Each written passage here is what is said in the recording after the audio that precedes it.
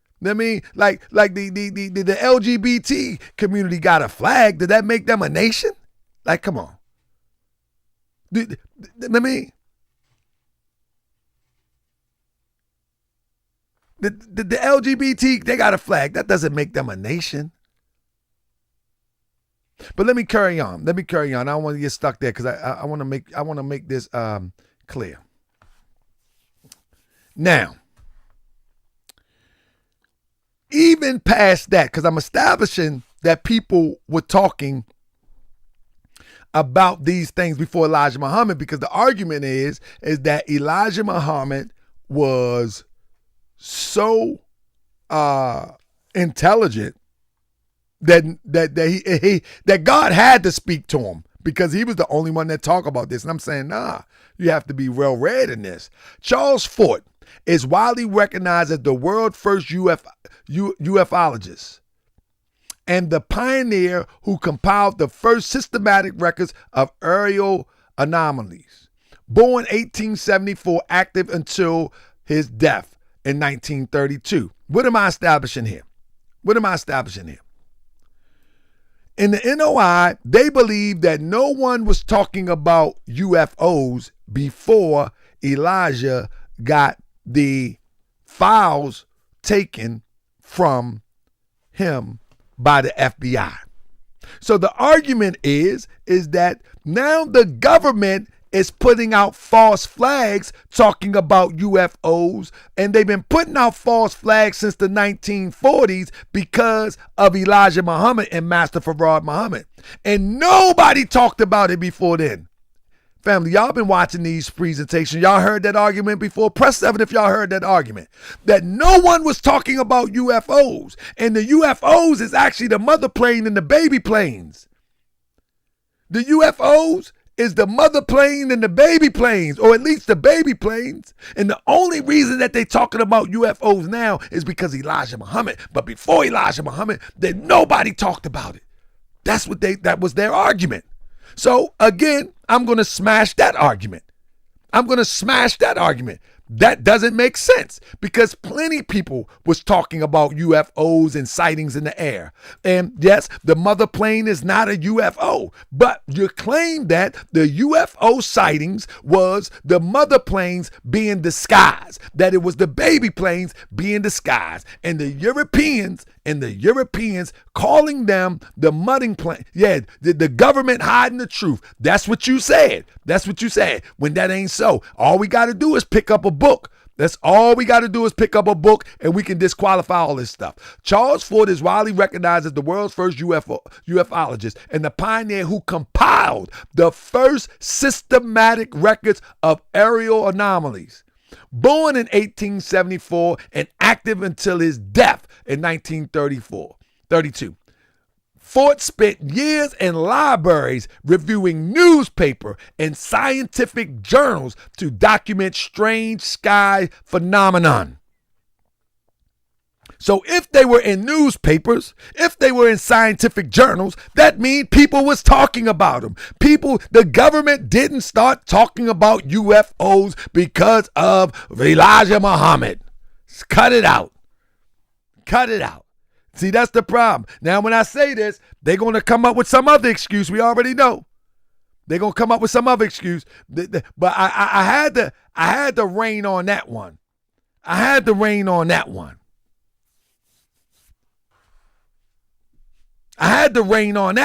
Because that's one of their main arguments. See, the government, that's Wesley Muhammad's whole premise to sell his books. His whole premise to talk about the battle in the sky is that the government is putting all of this bad information out there to cover it up, and they only started doing it when Elijah Muhammad got arrested and they took his notes. So the point is, let me get Elijah alive. The government was in denial of the existence of UFOs. Why do y'all hinge y'all argument on what the government does? The government lies all the time. The last thing that you should do is use the government to establish an argument. You'd be better off just saying, man, listen, man, I don't know what they talking about, but this is what Elijah talking about. Like, why do y'all always do, even Wesley Muhammad, he goes live now, and his whole premise is the government, the government, the government, the government. The government just saying that to hide the truth about Elijah Muhammad. And what he said, like, what? What?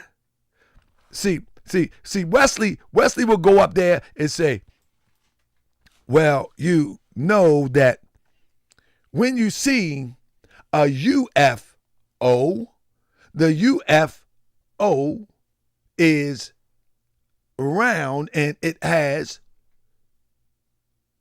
3 wheels on the left and 4 wheels on the right, and these wheels is what is subscribed in supreme wisdom, that these wheels is what the black man would be in that wheel. Say what? Yeah, and when he in the wheel goes round and round. It goes. Wherever it stops, nobody knows. Is that right, black man?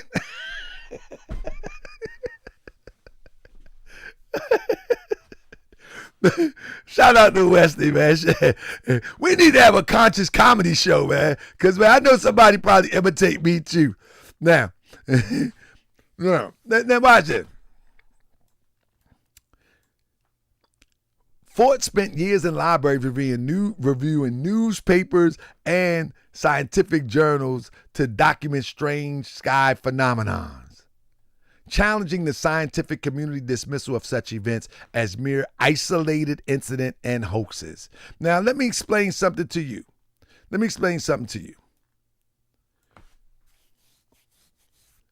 I am one who believes that there is something more beyond our imagination and who we know to be in existence. I believe that it's something more. My argument is, like somebody wrote in the chat, everything that you see in the sky that is strange is not the baby planes. I'm of the thought that the baby planes and the mother planes is a fabrication, and I have a right. And I'm only saying it's a fabrication because of the evidence. The evidence that it's a half a mile and a half a mile long, constructed of the finest steel. That's tons of weight to lift up off the ground. And then it got 1,500 baby planes with 3 bombs each that weigh 2,000 pounds apiece. And it was made in China by the black man, the brown man, and the yellow man, but no one knows where. And it took flight in 1929. And we've been beat upside our head from 29 to 69, and they never came out the clouds to do a thing. And you still cheerleading for them? In fact, you should have a telescope trying to find where they at and chase them down for letting us get beat up so bad in the 60s during the civil rights era. Yeah, that's what you should be doing. Instead of defending it, you should be buying the most expensive telescope and find where they at and run them down. Just like you want to run me down and circle the block on me because I disagree with you. Nah, you should run them down for letting us get hosed down in the 60s, bitten up by dogs in the 60s, thrown in jail in the 60s, hung from trees in the 60s, burning up the churches in the 60s. All that drama they did in the 60s. And you mean tell me you worrying about me disagreeing? You need a telescope and find them and ask them why they ain't step up and help. They sitting up there on the mother plane like it's bleachers. Oh, they got another one. There's another one hanging. There's another one hanging. Yellow man, come here. Look, they got another one. Yellow man, come here. Not brown man, come here. Look, they water hosing them. Look at that. They sick the dogs on them. Black man, God. Come here, God, black man. Look, they got dogs, water hose, and they hanging 20 of them at a time now. Oh, my goodness. Hey, man, pass me some of that milk that they give you when you go to paradise. With the finest of milk. Give me some of that milk. Assalamu alaikum. Nah, man, come on, man. Let's stop playing, man. We need to stop living in fantasy, man. I mean, you know they say when you go. They say when you go to paradise, you get the finest milk. You know I'm lactose intolerant, man. I got to get you Sunni brothers, too, because y'all be talking crazy, too. So, but you get the finest milk and all that type of fun. I don't want no milk, man. I don't drink no milk. I mean, shoot, I'm sitting up here trying to make oat milk, squeezing water out of some garments. You know what I mean? With oats, man. What type of games you playing? I'm lactose, man. brother, you get the finest milk in paradise. In paradise, man, I don't want none. I'm sorry. I had a moment. Anyway, man, I'm sorry, man. Yeah, milk and honey. I don't want no milk. You tripping. So, look. So even to crush what they say about the Elijah Muhammad was, somebody said I'm avoiding the question. Why would they lie? Let me answer this guy real quick, fam, real quick, so I can move on. So Elijah asked me, why would the government lie? I want him to think about that for a minute. Why would the government lie? Is that the question? Why would the government lie?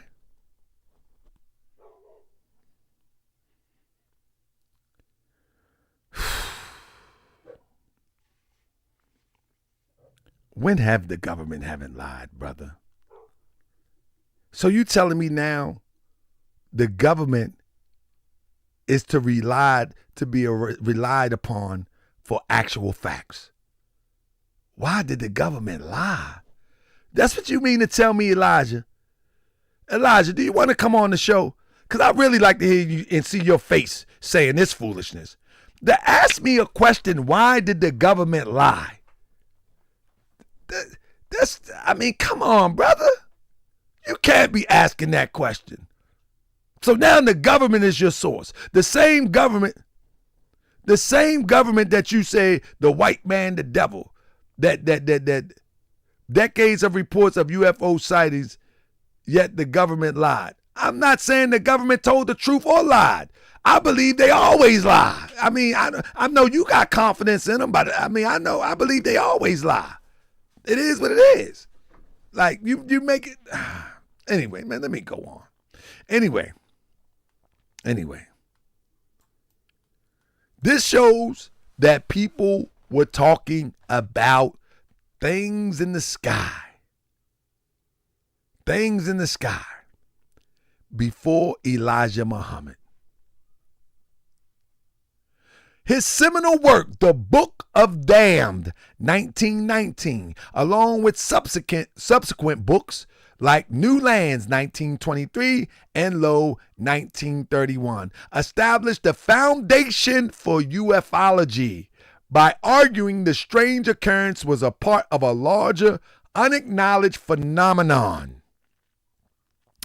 Ford suspected that craft-like objects indicated extraterrestrial visits, though he also critiqued the public and scientists' resistance to accepting such possibilities, famously declaring that science is established preposterousness.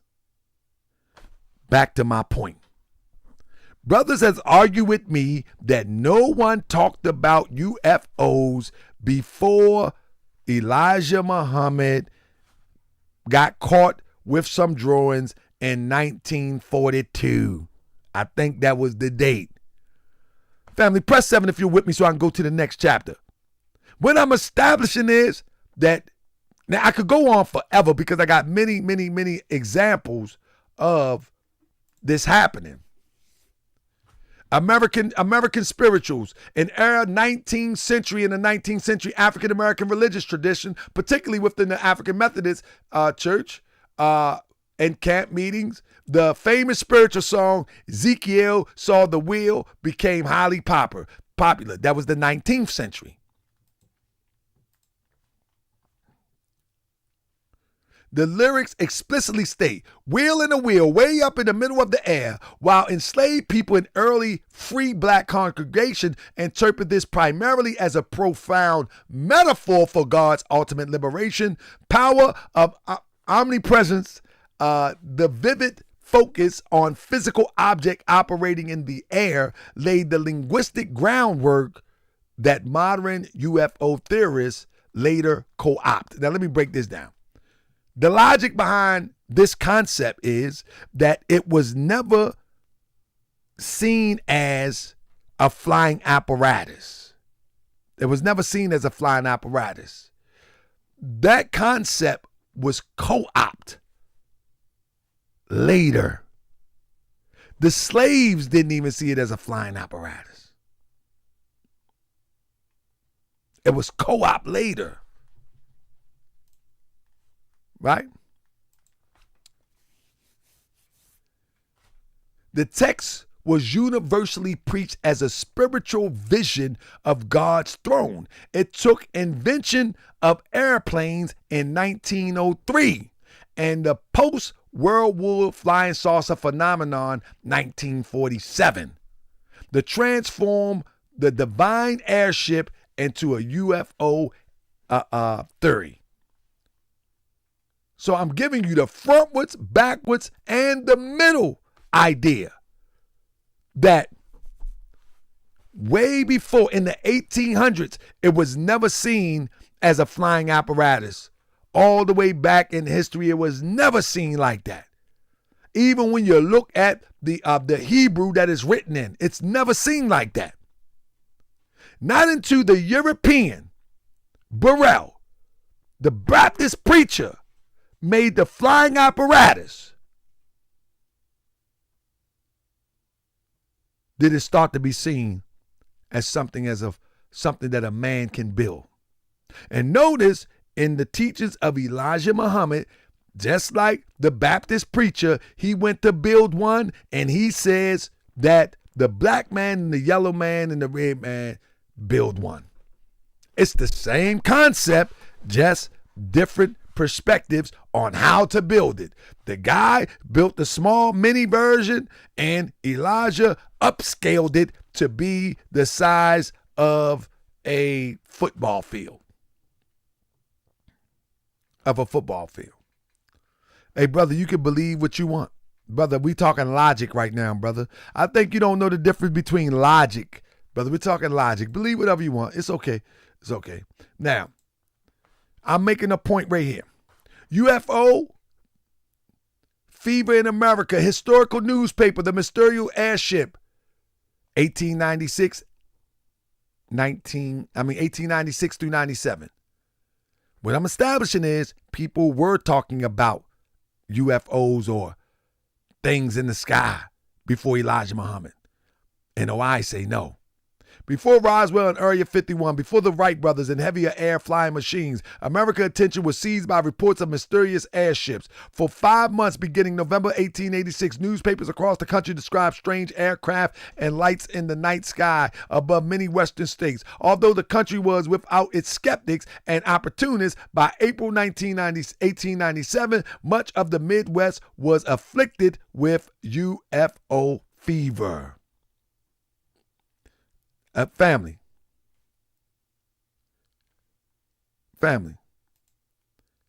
Much of the Midwest was afflicted with UFO fever. Is Detroit in the Midwest or almost in the Midwest? Could it be possible that Detroit was afflicted or the surrounding area? Let me see where Detroit is. Detroit in the Midwest? Let me see. I never thought about that. Is Michigan in the Midwest? Let me see. Let's see where Michigan is. Where is Michigan? Is it in the Midwest? I know it's close to the Midwest. I know it's closer to the Midwest. Yup. Michigan is in the Midwest. that even established more logic. That is, if through 1896 and 97, it swept through the Midwest, then of course Elijah Muhammad would be familiar with this phenomenon. It wouldn't be like someone at the top of the map. This is a newspaper article. Anybody can go read it yourself. Anybody can go read it yourself. And this is what research does, family. Now, I wasn't even sure. I know that it's close to the Midwest, but now I learned something too. See, we all can learn something. You can learn too. I've been to Detroit quite a few times, and guess what? I didn't even consider it was the Midwest. But if the UFO phenomenon swept through the Midwest, why wouldn't Elijah Muhammad incorporate it into the concepts of these concepts that's already unfounded? The Yakub is unfounded. The mothership is unfounded. The dynamite in the earth is unfounded. All of this stuff is unfounded. None of this stuff you can verify. Let's count it down real quick. The Yakub now we're gonna do the countdown in a minute. Let's do the countdown in a minute. All right. November 23rd, 1896, a story originally reported on San Francisco Chronicle was picked up by many newspapers across the United States under various headlines such as "All in the Air, a mysterious airship puzzles the people of California." Minneapolis Journal, "Airship a fact, a son of Maine has mastered the secret." Boston Daily Journal, "An airship resident Sacramento." I could go on and on forever. I mean, the last two articles from April 19, 1897, Dallas Morning News, are simply spectacular. They tell us of mysterious airships to unknown continent. And finally, the extraterrestrial. And the judge sees it. The judge loves to tell his conversation with the airship crew he came across while he was on a fishing ship. The judge offered a comment. Now, was this the baby planes? Were these the baby planes? Were they was like, see, here's the argument that NOI put up. I mean, this the argument that NOI put up, that nobody was talking about this before NOI. That nobody was talking about UFOs before NOI. Before Elijah Muhammad started talking about the mother plane, they wasn't talking about UFOs. And the UFOs that the government talk about is a cover-up for the baby planes. Press 7 if you understand what I'm saying. But here we go. In 1897, a judge on a fishing trip said he talked to the peoples in the plane. Was that the yellow man, the black man, or the red man? Oh, he was just lying because he's the devil. He's the devil. Come on, man. We need to grow up, man, to get out this comic book religion stuff. I mean, that's Moors too. Moors being comic book religion. This is comic book religion. Ain't no saving power. Like, how much saving power in worrying about something in the sky that ain't never did nothing for you in the first place? You might as well believe Jesus coming back to save you, a wretch like you. You might as well. Then lay down and wait for the plane to come. Now, let me get to another section. I done got so much deep into that. I want to go into something else real quick. Let me go into something else, man, if you will. Let me see what I got here. I'm going to get into something else right quick. Because I got to save some of this for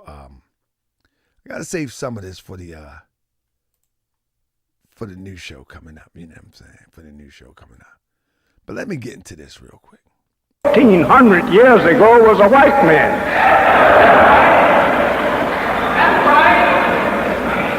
Then they put up a sign of the real Muhammad.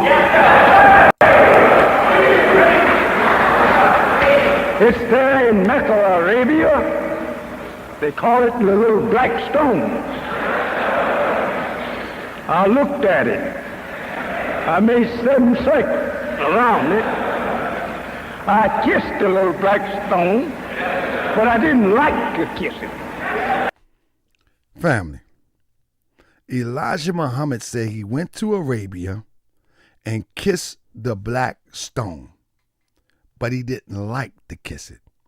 Family, you can call me what you want. I ain't kissing no stone. I don't care where you say it came from, especially after thousands and thousands of people have kissed the stone. Because I knew what it meant. 1,500 years ago was a white man.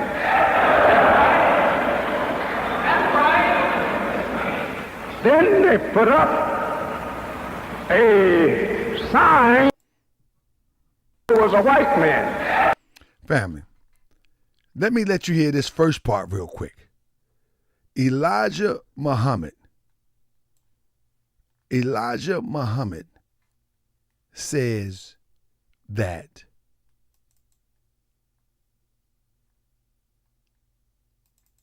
let me see real quick. I am Elijah of your Bible. I'm the Muhammad of your Holy Quran. Not the Muhammad that was here near 1,400 years ago. I am the one that the Holy Quran is referring to. The Muhammad that was here 1,400 years ago was a white man. Stop right there. Did y'all hear Elijah Muhammad said the Muhammad of 1,400 years ago was a white man? Press 7 if you heard that. Press 7 if you heard Elijah Muhammad saying that that Muhammad of 1,400 years ago was a white man. Press 7 if y'all heard that. Did y'all hear that? Did y'all hear that? Because I want to make a point real quick. Let me make a point real quick. So if Elijah Muhammad says that Muhammad was a white man, right? He says he was a white man.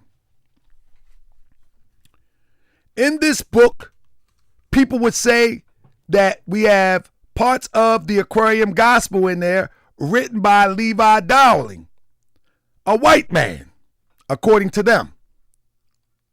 In fact, Levi Dowling says that he's a transcriber of the literature, and in fact, we are of the thought that this literature predates Levi Dowling, and we reclaim what is ours. But let's go with the concept that Levi Dowling has full rights to this, in part. You hold up a Quran that is completely revealed to you in your concept by a whole white man. Family, understand what I'm trying to say. We know that Europeans took some literature, repackaged it, and put it out in the public. We take that literature and use the moral code and build upward, right? We can connect the literature to the moral code. Even the European said he's not the author of it. However, Elijah Muhammad says that Muhammad was a white man. He also says that the white man is the devil. And then you say you follow the Holy Quran, and according to you, it was written by a white man. You can't make this stuff up. I never say Elijah Muhammad was a European. That the Prophet Muhammad was a European. But Elijah Muhammad says it out his mouth that this was a white man. And he says the white man is the devil. Yet you say that you follow the white man. Family, press 7 if you hear the logic. You hear what I'm saying? Listen, I did not say he was a white man. I did not say he was a European. Elijah Muhammad said it. Then they put up who was a white man.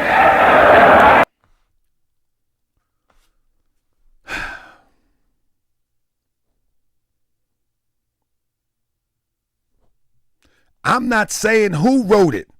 I'm not saying who wrote the Quran. I'm saying what Elijah Muhammad said. 1,500 years ago was a white man. According to the Muhammad that was here 1,400 years ago was a white man. Can you hear that? The Muhammad that was here 1,400 years ago was a white man. And then you hold up the Quran that you say is written or revealed to a white man. But then you have the nerve to say that, oh, they got something in there from Levi Dowling, who's a white man. And then Sourdough says he was a white man and Arab. We're not going to add or take away in the language of the high priest Melchizedek. The high priest Melchizedek, he said, don't add or take away. And so if he says he's a white man, he's a white man. And the white man is the devil according to the doctrine. Don't try to, he's a white man and Arab. He didn't say that. He said he's a white man. And then when you connect the dots to the doctrine said the white man is the devil. So who are you following? Sourdough, that's a great contradiction, my brother. That's a great contradiction, my brother. You can't have it both ways. Newsflash, Arabs are white. Newsflash, I don't care what color they are. I don't care what crayon color they are. That's not the point that I'm making. The point that I'm making is you say that the white man is the devil, but then you follow the white man.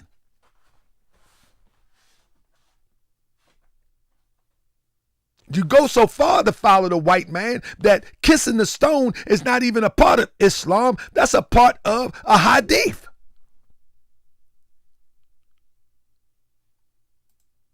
I'm just saying, make it make sense, family. Make it make sense.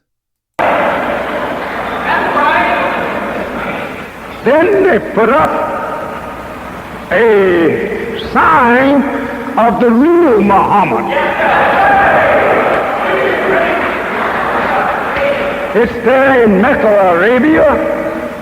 They call it the little black stone. I looked at it.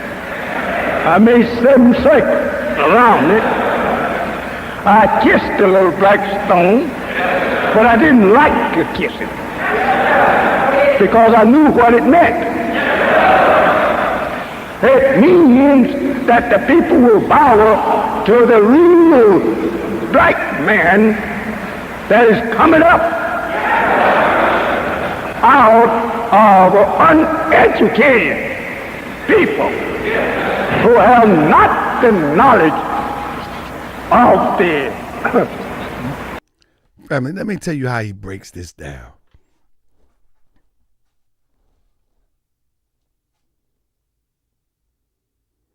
He says that when he went to Mecca, he made 7 circles around the Kaaba.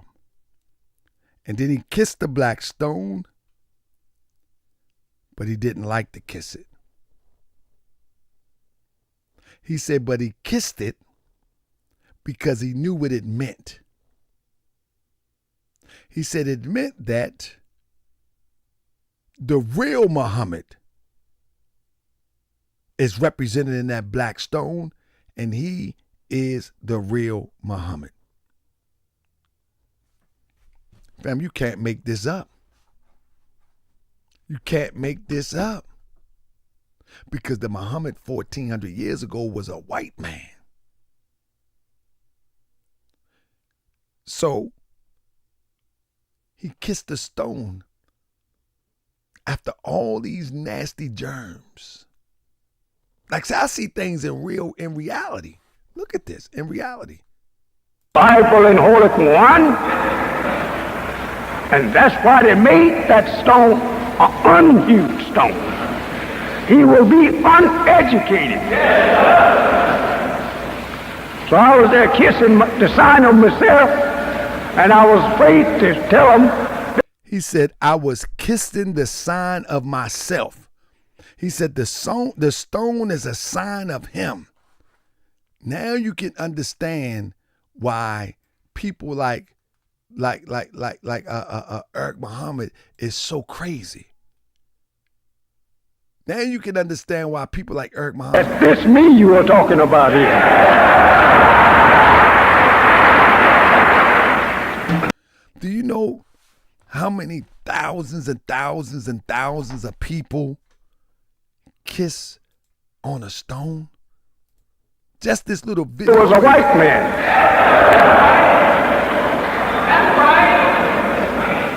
Then they put up a sign of the real Muhammad. Just this little brief thing alone. What do I look like kissing? Listen.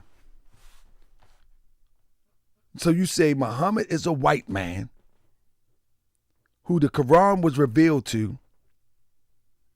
You follow a half white man and a half brother. Like, make it make sense. Like, for real, let's make it make sense. It's 2026. Let's make it make sense. Y'all really gonna go up there and kiss a stone? Look at the stone. They don't even spin it around. Look at the stone. They don't even spin it around. Come on now. In the name of religion, that's what we doing? Family, we got to wake up, man. Somebody said, regardless, no one has caught deadly germs, so the stone may be cured all diseases. Family, what make you think they're going to tell you the people that caught germs? What make you think that they're going to tell you the people who caught germs? You don't keep up with news there. Sourdough is so far gone, he act like he keep up with Mecca News. You don't keep up with Mecca News. Come on, man, sourdough. Come on, sourdough, you tripping now. You tripping now. Listen, at the end of the day, this is what they strive to believe in. Let me show you one last one, family. Are y'all familiar? Be a third thing. But the bottom line is those bombs drill into the earth and then they explode and bring up a mountain the same height as they drill down. And so I see that verse corresponding to what the messenger teaches about the bombs on the smaller wheel-shaped planes. And there are many other examples. Like I see what the messenger teaches in the Holy Quran. Certified boogeyman. Okay. So now how do you I am not a scholar. Cross-reference I am not a researcher. Supreme wisdom? Same thing. When you are reading the Holy Quran. Family, let me go to the first thing that he says. He's talking about these bombs on these baby planes. But family, are you familiar that in the beginning that the scientists took a bomb and blew the moon apart from the earth? Y'all familiar with that? Y'all familiar with that? That in the Nation of Islam theology and philosophy, the moon was blown from the earth. Did y'all know that? The moon was blown from the earth. Let me tell you things that's problematic about this. I'll show you 3 things that's problematic with all of this stuff. Kissing the stone is not a part of Islam. Y'all know that? kissing the stone is a hadith. Kissing the stone is not a part of Islam in any way, shape, or form.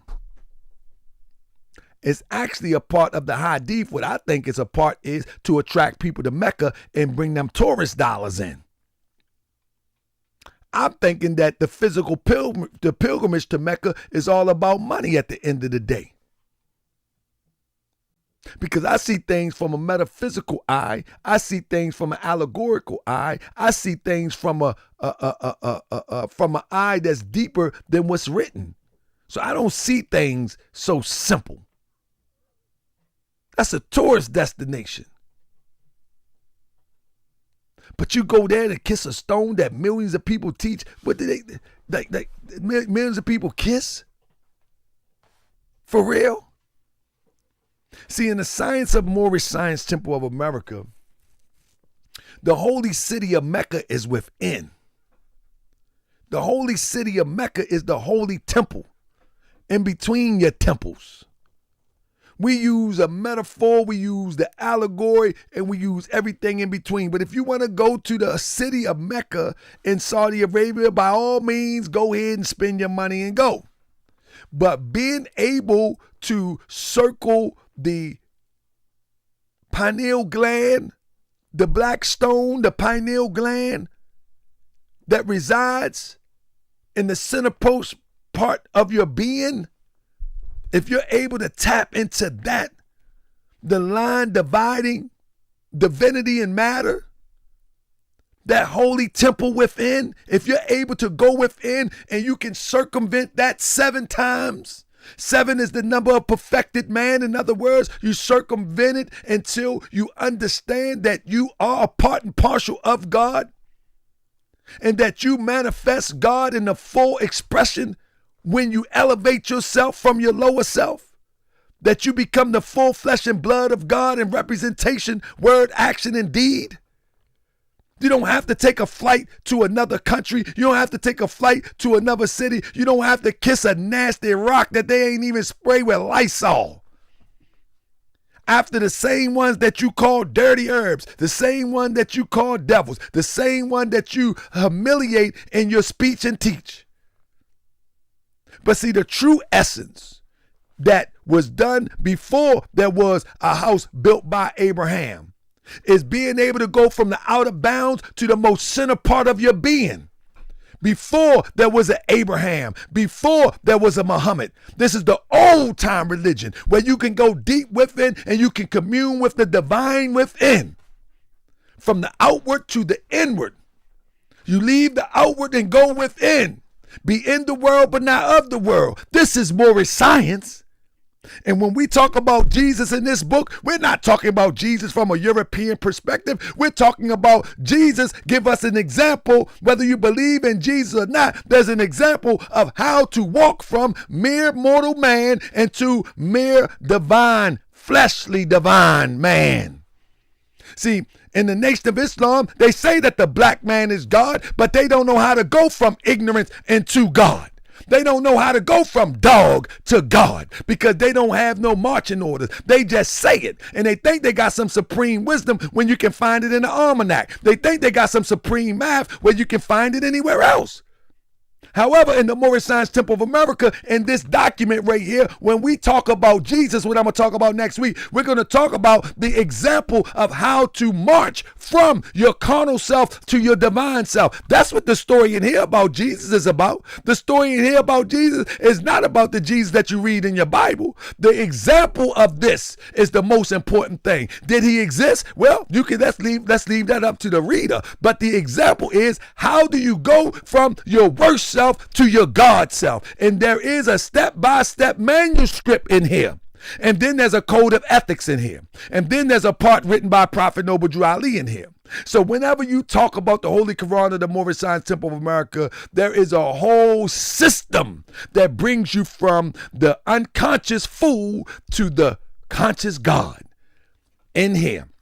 And when you, man, listen, next week I'm going to go into this. I'm going to go in this real heavy. But at the end of the day, these brothers that are so caught up on philosophy, on played out doctrines that really meant them no good. This is why Eric Muhammad can cuss me out. This is why he can call me N-words. This is why he can call me MFers. This is why he can say all these derogatory things over and over and over and over, because all of these years, he's going on 70 years old and he haven't been able to bridle his tongue. He haven't been able to see, when you can bridle your tongue, that takes discipline. If you got discipline of your tongue, then of course you got discipline of the mind. If you got discipline of the mind, you're able to sift through deep sciences and deep philosophies in order to arrive at a summation of a pure thought of what you're reading. But if you don't have a discipline of mind, if you can't discipline your tongue, of course you can't discipline your mind.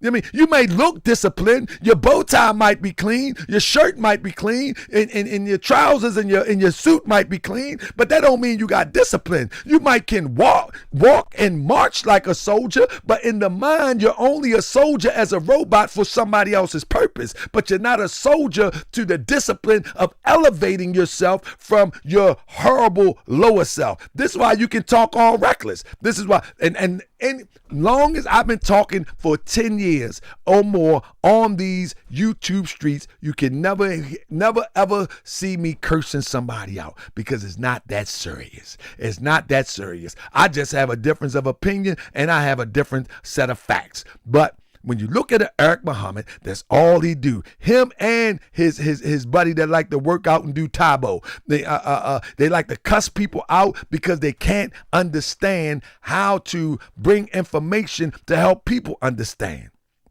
I mean, that help people understand. Yes, constantly and talk to him.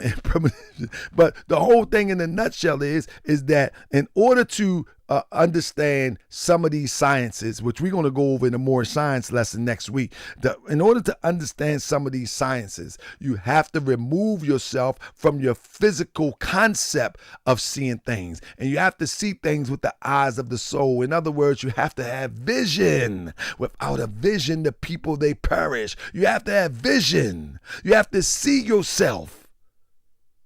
You have to do some introspection.